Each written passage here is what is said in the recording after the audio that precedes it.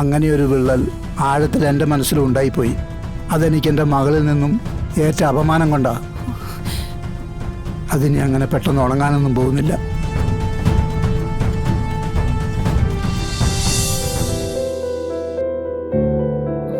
അച്ഛ, പണത്തിന്റെ കാര്യത്തിന് ഒരാളുടെയും സഹായമില്ലാതെ എൻ്റെ മക്കളുടെ കാര്യങ്ങൾ നോക്കണമെന്ന് ആഗ്രഹമുള്ളതുകൊണ്ടാ മറ്റൊരാളുടെ അടുത്തും കൈനീട്ടാതെ ഇവിടേക്ക് തന്നെ ഓടിപ്പോകുന്നത്.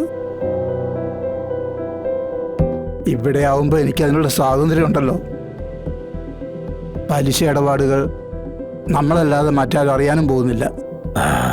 ഹോസ്പിറ്റലിലെ കാര്യത്തിന് അച്ഛൻ പണം ആരുടെ കയ്യിൽ നിന്ന് വാങ്ങിക്കണ്ട. അത് ഞാൻ ചെയ്തോളാം. അതിനായം ശാലിനിയുടെ ചേച്ചിയുടെ കാര്യമില്ലയോ? അത് അവക്കതിന് പണം മുടക്കാനുള്ള അവകാശമുണ്ട്. അതെന്തായാലും വേണ്ട. എൻ്റെ മക്കളുടെ കാശ് വാങ്ങിക്കാതിരിക്കാൻ വേണ്ടിയാ ഞാൻ കടമായിട്ട് ഇവിടെ വന്ന് കാശ് ചോദിച്ചത്. അതിപ്പോ ഈ വീട് പിന്നെ ഗോപാലകൃഷ്ണന്റെ ബന്ധുവീട് കൂടെ ഇല്ലയോ? മരുമോൻ വിഷ്ണുവിന്റെ വീട്.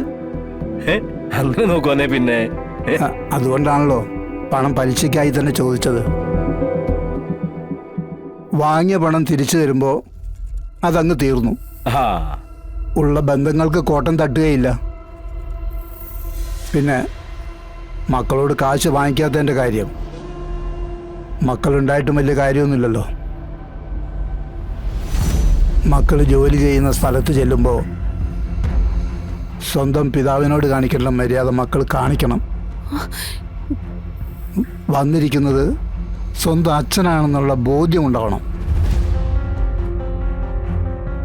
അച്ഛനെ ഗവനിക്കാത്ത മക്കളുടെ കാശ് എനിക്ക് വേണ്ട.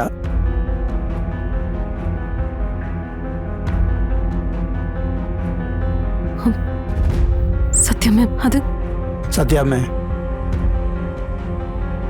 എനിക്ക് പറയേണ്ടത് പലിശയ്ക്കായിട്ട് ഞാനിപ്പോൾ ചോദിച്ച പണം സത്യാമ്മയ്ക്ക് തരാൻ പറ്റുമോ ഇല്ലയോ എന്നാ.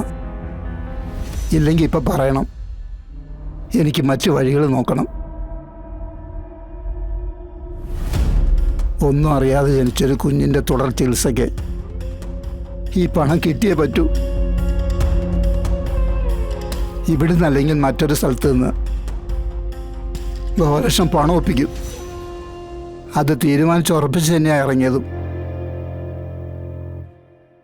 അതുകൊണ്ടാണ് ഇവിടേക്ക് തന്നെ ആദ്യം വന്ന് കയറിയതും. ഇവിടെ വന്ന് ചോദിക്കാനുള്ള സ്വാതന്ത്ര്യം കുറച്ച് കൂടുതലുള്ളതുകൊണ്ട്. അയ്യോ, പണം ഞാൻ തരാം. എത്ര രൂപയാണ് വേണ്ടത്? ഇപ്പോഴത്തെ അത്യാവശ്യത്തിന് ഒരു 80,000 രൂപ. ശരി.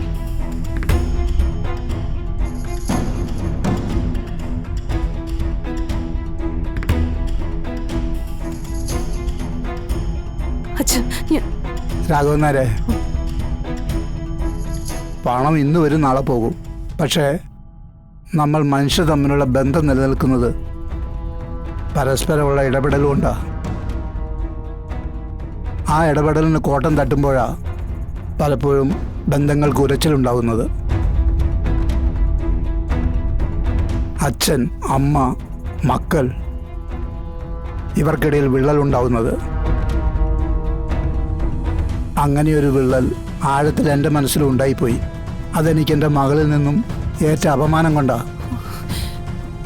അതിനി അങ്ങനെ പെട്ടെന്ന് ഉണങ്ങാനൊന്നും പോകുന്നില്ല.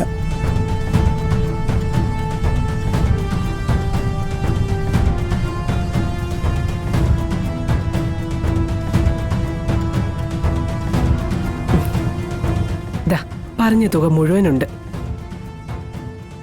വലിയൊരു സഹായമാണ് സത്യാമ്മ ചെയ്തു തന്നിരിക്കുന്നത്. എൻ്റെ ശരീരത്തിൽ ജീവനുള്ളിടത്തോളം കാലം ഞാനിത് മറക്കില്ല. എത്രയും പെട്ടെന്ന് തിരിച്ചു തരികയും ചെയ്യും. എന്നാ വരട്ടെ. ശരി. ഇവിടേക്ക് കയറി വരുമ്പം വല്ലാത്തൊരവസ്ഥയിലായിരുന്നു ഞാൻ. ഒരു പിടിവള്ളി കിട്ടാത്തതിൻ്റെ പരക്കം പാച്ചിലൂടെ ആയിരുന്നു. ഇപ്പം മനസ്സൊന്ന് തണുത്തു. ചെയ്തു തീർക്കാൻ ഒരുപാട് കാര്യങ്ങളുണ്ട്. ഒറ്റയ്ക്ക് ഓടുന്നവന് കൂടെ ഓടാൻ ദൈവമുണ്ടെന്നുള്ള വിചാരത്തിൽ തന്നെ ഓടുക.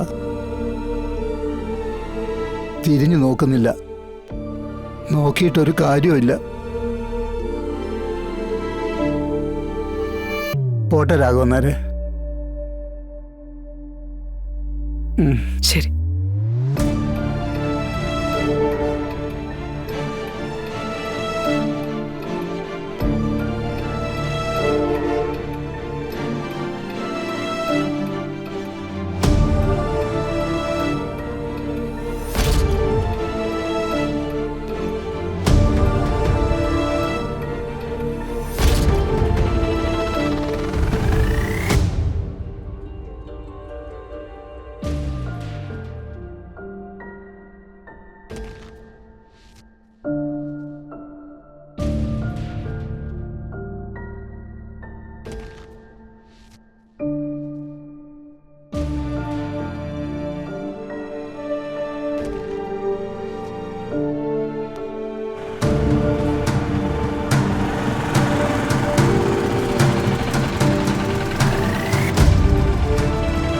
എത്രയായി? 100 രൂപ. ദാ.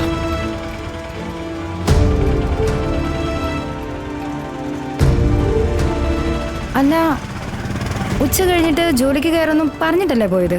എന്നിട്ട് ജോലിക്ക് കയറിയില്ലേ? ജോലിക്ക് കയറിയതാ. ഹോസ്പിറ്റലിലെ കാര്യങ്ങൾ ഓർത്തപ്പോ നേരത്തെ ഇങ്ങ് ഇറങ്ങി. ഹോസ്പിറ്റലിലെ കാര്യങ്ങളോ? അതിന് ഞാനല്ലല്ലോ അവിടെ പ്രസവിച്ച് കിടക്കുന്നേ, എന്റെ ചേച്ചിയല്ലേ. ചേച്ചിയുടെ പ്രസവ കാര്യങ്ങൾ ഓർത്ത് ടെൻഷൻ അടിക്കാൻ ചേച്ചിയുടെ ഭർത്താവ് അല്ലെങ്കിൽ ചേച്ചിയുടെ അച്ഛനുണ്ട്. അതും അല്ലെങ്കിൽ ആ ചേച്ചിക്കൊരു അനിയത്തിയുണ്ട്, അതായത് ഈ ഞാൻ. ഇത്രയും പേര് സങ്കടപ്പെടാനും ടെൻഷൻ അടിക്കാനും ഉള്ളപ്പോ എന്റെ ഭർത്താവ് ആ കാര്യം ആലോചിച്ച് ടെൻഷൻ അടിക്കണ്ട. ശ്യാമേ, നീ എന്ത് വർത്താനായി പറയുന്നേ? അവിടെ പൈസ അടയ്ക്കാൻ നിവൃത്തിയില്ലാതെ അച്ഛൻ അവിടെ കിടന്ന് വട്ടം കറങ്ങുന്നത് കണ്ടിട്ടാ ഞാനിപ്പോ ഇങ്ങോട്ടേക്ക് പോന്നത്. തനിക്കല്ലെങ്കിൽ ഈ കുടുംബത്തോട് ഒരു കടപ്പാടുമില്ല, എന്നാൽ എനിക്കതുണ്ട്. അതെനിക്ക് കാണിക്കാൻ പറ്റിയ സമയമാണിത്. നിർഭാഗ്യവശാൽ എന്റെ കയ്യിലും സഹായിക്കാൻ കാശില്ലാതായി പോയി. ഓ, അപ്പൊ ഉണ്ടായിരുന്നെങ്കിൽ നിങ്ങൾ കൊടുത്തേനല്ലേ? എന്താ സംശയം? ഞാൻ കൊടുക്കും. കാരണം എനിക്ക് നിന്നെ പോലെ കല്ലുകൊണ്ടുണ്ടാക്കിയ ഹൃദയമൊന്നുമില്ല, എടുത്താ പൊങ്ങാത്ത ആഗ്രഹങ്ങളും ഇല്ല. എന്റെ രീതിയിൽ ഞാൻ അങ്ങ് ജീവിച്ചു പോവാ.